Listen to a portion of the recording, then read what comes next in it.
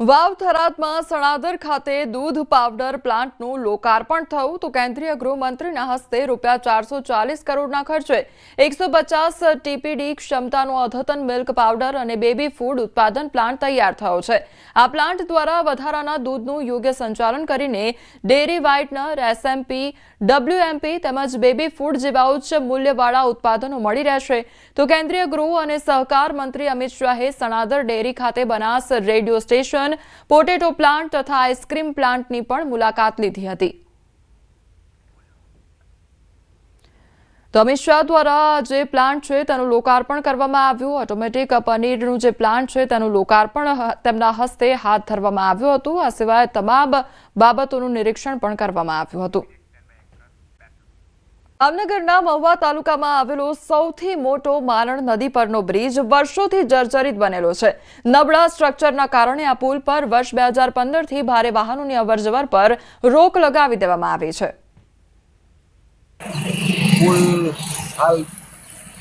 પુલની હાલત ખૂબ ખરાબ છે। પુલ તૂટી ગયો છે। રાતના કોઈ વાહન નીકળતું હોય તો પુલથી નદીમાં ક્યારે વયું જાય કઈ ખબર નથી પડતી। આડી દિવાલ નથી, કોઈ સુરક્ષા નથી, એટલે તાત્કાલિક આ પુલનું કામ શરૂ થાય। આ પુલ છે 100 ગામોને જોડતો પુલ છે અને આ પુલની બંને સાઈડો ખુલ્લી છે કે જે મોટી માનહાનિ જાનહાનિ પણ થઈ શકે તેમ છે। બ્રિજના ઓવરટોપિંગ થાય છે, એના કારણે અત્યારે એક વસ્તુ કટઆઉટ થાય છે, વાહનોનું કટઆઉટ થાય છે, થોડો ટાઈમ રસ્તો બંધ રહે છે, પણ ટોટલી મહુવામાં જવાનો પ્રશ્ન ઉપસ્થિત નથી થતો। બીજી જગ્યાએથી મહુવામાં એન્ટર થઈ શકાય છે। ત્રીજા નંબરમાં જે વસ્તુ છે એ બ્રિજ અત્યારે સબમર્સિબલ હોવાના કારણે એના નવા બ્રિજની અત્યારે સર્વેની કામગીરી। ગુજરાતના મેમનગરમાં આવેલી HBK કાપડિયા હાઈસ્કૂલમાં કારકિર્દી મેળાનું આયોજન કરવામાં આવ્યું હતું, જેમાં લગભગ ટોચની 65 આંતરરાષ્ટ્રીય, રાષ્ટ્રીય અને રાજ્યની યુનિવર્સિટીઓએ ભાગ લીધો હતો। તો આ કારકિર્દી મેળાની 6000થી વધુ વિદ્યાર્થીઓએ મુલાકાત લીધી હતી। વિદ્યાર્થીઓને વર્તમાન શૈક્ષણિક પ્રવાહો સાથે સંપર્કમાં આવવાની એક સુવર્ણ તક મળી હતી। સ્કૂલનું આયોજન યોગ્ય કારકિર્દીની પસંદગી કરવામાં મદદરૂપ બન્યો હતો। તો 10મા અને 12મા ધોરણ બાદ વિદ્યાર્થીઓએ શું કરવું જોઈએ, વિદેશ અભ્યાસ માટે કેટલા ગુણાંક હોવા જોઈએ, તો 10મા ધોરણ બાદ કયું શૈક્ષણિક પ્રવાહ યોગ્ય રહેશે, આ તમામ બાબતોનું વિદ્યાર્થીઓએ માર્ગદર્શન મેળવ્યું હતું। HBK કાપડિયામાં ઘણી બધી યુનિવર્સિટીઝ આવી છે, સ્ટેટ્સ યુનિવર્સિટીઝ છે, નેશનલ છે, ઇન્ટરનેશનલ છે, એટલે HBK કાપડિયા અમને ઘણો મોટો પ્લેટફોર્મ દઈ રહી છે અને એમાં ઘણા બધા નવા કોર્સીસ છે જે અમે આજ સુધી સાંભળ્યા બી નથી। અમને એક્સપિરિયન્સ કરવા મળ્યું છે ઘણું બધું કે છોકરાઓને બેસ્ટ કરિયર ગાઈડન્સ મળે, એટલે 12th પછી શું અંડરગ્રેડ કોર્સ કરી શકે, પોસ્ટ ગ્રેડ કઈ કોર્સ કરી શકે, PhD માટે કોર્સીસ શું ઓપ્શન્સ છે। તો એક સાથે એક જ દિવસે 65 યુનિવર્સિટીનું ગાઈડન્સ છોકરાઓને મળી રહે એવો આપણો ઉદ્દેશ્ય છે। અને this platform is not only for HBK students, આપણા વિદ્યાર્થીઓને તો આપણે ઇન્વાઇટ કર્યા જ છે, પણ આપણે આ પ્લેટફોર્મ ઓપન મૂક્યું છે આખા સમગ્ર અમદાવાદ માટે। અમદાવાદની ઘણી સ્કૂલોના છોકરાઓ આજે આવી રહ્યા છે। हमारे बच्चों को सबका जानकारी होना is very important to make the right career choice. શામળાજીની અણસોલ ચેકપોસ્ટ પર કારમાંથી 1.5 કરોડની બેનામી રોકડ રકમ ઝડપાઈ। તો ચેકપોસ્ટ પર વાહન ચેકિંગ દરમિયાન ગુજરાતમાં પ્રવેશી રહેલી કારમાંથી 1.5 કરોડ રૂપિયાની બિનહિસાબી રોકડ રકમ પોલીસે ઝડપી પાડી છે। ચેકપોસ્ટ પર પોલીસે કારની તપાસ કરતા તેના આગળના બોનેટમાં કપડાની થેલીમાં છુપાવેલી 500ના દરની કુલ 21,000 નોટો મળી આવી હતી। કાર ચાલકને રોકડ રકમ અંગે પૂછપરછ કરતા રોકડ રકમ અંગે કોઈ સંતોષકારક જવાબ કે આધાર પુરાવા રજૂ કર્યા ન હતા, જેને લઈ શામળાજી પોલીસે તેની અટકાયત કરીને ગુનો નોંધ્યો છે અને વધુ તપાસ માટે સમગ્ર મામલો ઇન્કમટેક્સ વિભાગને સોંપવામાં આવ્યો છે। તો કાર ચાલક રાજસ્થાનથી હિંમતનગર જઈ રહ્યો હતો તે દરમિયાન આ ઘટના સર્જાઈ હતી। ગાડીનું ચેકિંગ કરતા ગાડીના આગળના બોનેટના ભાગેથી 2 કાપડની થેલીઓ, અલગ અલગ થેલીઓમાં 500ના દરના કુલ 42 બંડલ, એ જે એક બંડલમાં 500ના દરના 5 બંડલો હતા, તે નાણાં મળી આવેલા હતા, જે બાબતે તેની પાસે આધાર પુરાવા માગતા તે કોઈ ચોક્કસ જવાબ આપેલ નહીં અને એની વર્તણૂક શંકાસ્પદ જણાતા આ પૈસા અંગે આધાર પુરાવા ના મળતા કુલ રૂપિયા 1,05,00,000નો મુદ્દામાલ। કોર્પોરેશનમાં ક્લાસ 1 અધિકારીઓની હડતાળ સમેટાઈ છે। તો ક્લાસ 1 અધિકારીઓ 2 દિવસ પર માસ CL પર ઉતર્યા હતા।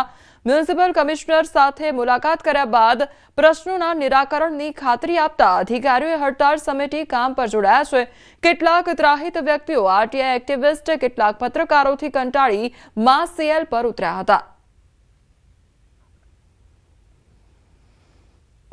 ક્લાસ 1 ઓફિસર્સની માંગણીમાં અલગ અલગ છે. આઈ થિંક આપ એમને પૂછી શકો છો, પણ જે લોકોની માંગણીઓ જેન્યુઇનલી છે એ જેન્યુઇનલી કરવા માટે જેએડી અને લીગલ ડિપાર્ટમેન્ટ તરફથી અમે સૂચના આપી છે કે whatever needs to be done for the proper system administration ચાલવા માટે we have try to engage that, અને આનું નિરાકરણ માટે અમે કામગીરી કરવા માટે જેએડીને સૂચના આપી છે. જેએડી તરફથી આ કામગીરી વન પર્યાવરણ મંત્રી અર્જુન મોઢવાડિયાએ લોક દરબાર યોજ્યો અને લોક દરબારમાં જેતપુર ઉદ્યોગના પાણીની પાઇપલાઇન મારફતે દરિયામાં ઠાલવવાનો મામલે રજૂઆત પણ કરવામાં આવી. તો નોંધનીય છે કે તાજેતરમાં જેતપુર પાઇપલાઇન પ્રોજેક્ટ માટે જમીન સંપાદનનું જાહેરનામું નોટિસ પ્રસિદ્ધ થયું છે અને જે મામલે ઘણા સમયથી વિવાદ પણ ચાલે છે. તો ખારવા સમાજ અને શહેરના જાગૃત લોકો કોર્ટમાં પીઆઈએલ દાખલ કરી ચૂક્યા છે.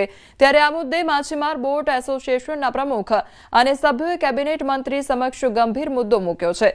જેના જવાબમાં કેબિનેટ મંત્રીએ જણાવ્યું કે આવું નહીં થવા દઈએ. સુરત વરાછાના ધારાસભ્ય કુમાર કાનાણીનો વધુ એક પત્ર સામે આવ્યો છે. ટ્રાફિક સમસ્યા દૂર કરી વરાછાને રાહત આપવા બાબતે પત્ર લખવામાં આવ્યો છે. પત્રમાં તેમણે પાલિકા અને પોલીસની કામગીરીને વધાવી છે. તો વધુમાં પોલીસ અને પાલિકાની કામગીરી સમયે કેટલાક લોકો હેરાન પરેશાન થતા હોવાનું જણાવ્યું છે. અમુક જગ્યાએ જ્યાં જરૂરી ન હોય અને પોતાની જગ્યા ઓટલા પર બેસી ધંધો કરતા હોય તેવા લોકો પણ ભોગ બનતા હોવાનો ઉલ્લેખ કરવામાં આવ્યો છે. મને જે ફરિયાદ આવી છે, મારી પાસે જે વાત આવી છે કે અમુક જગ્યાએ અમુક લોકોને એવી ફરિયાદ આવી છે કે પોતાની જગ્યામાં બેઠા હોય, પોતાને વેપાર ધંધો કરતા હોય પણ જગ્યા પોતાની હોય, તો એવી જગ્યા ઉપરથી પણ માલ સામાન લઈ લેવામાં આવે છે, એને બંધ કરાવવામાં આવ્યો છે.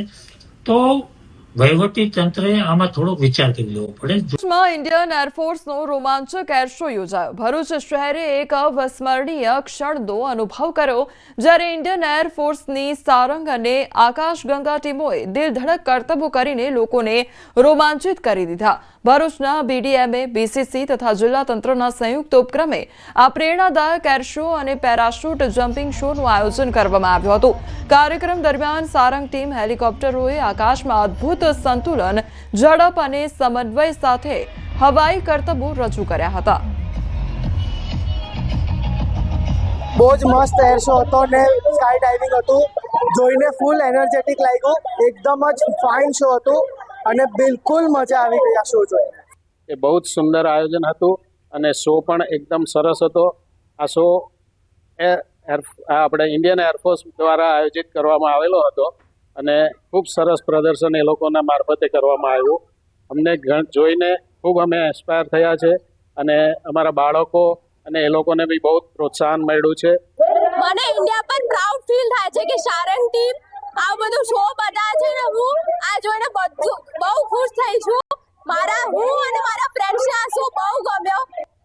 हमारे इस डिस्प्ले को सफल बनाएंगे हमसे मोटिवेट होकर और उम्मीद है काफी चेहरों को अपनी ऑर्गेनाइजेशन में भारतीय वायुसेना में फ्यूचर में मिलने का मौका मिलेगा. અટલ સરોવર ન્યૂ રેસકોર્સ ખાતે સૂર્યકિરણ એર શોનું ફાઇનલ રિહર્સલ કરવામાં આવ્યું. તો એર શો સાથે ભારતીય વાયુસેનાના પરાક્રમની ઝલક પણ જોવા મળી. રવિવારે સવારે એર શો સાથે સુરીલી ધૂન દ્વારા બેન્ડ શો પણ પ્રસ્તુત કરવામાં આવશે. રેસકોર્સ ખાતે આર્મી દ્વારા ઉપયોગમાં લેવાતા અનેક પ્રકારના શસ્ત્રોનું પણ પ્રદર્શન યોજવામાં આવશે.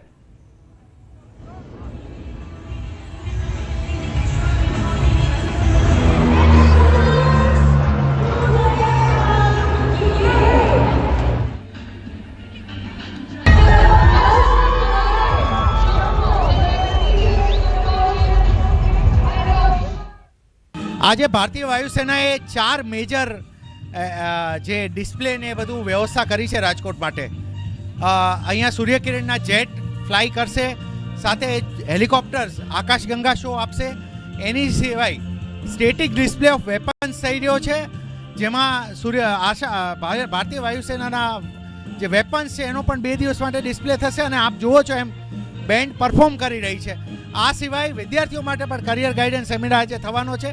બહુ સરસ હતું સૂર્યકિરણ ટીમનો હેરશો, જોવાની મજા આવી, આનંદ થયો બહુ. સેનાના બધે જે હતા જવાન બધે સારો હતો, જોવાની મજા આવી. બહુ ખુશીની વાત છે કે આપણે આ શો અહીંયા થયો છે, રાજકોટમાં પહેલી વાર થયો છે અને smart city as a smart city બહુ સરસ એક્સપિરિયન્સ રહ્યો.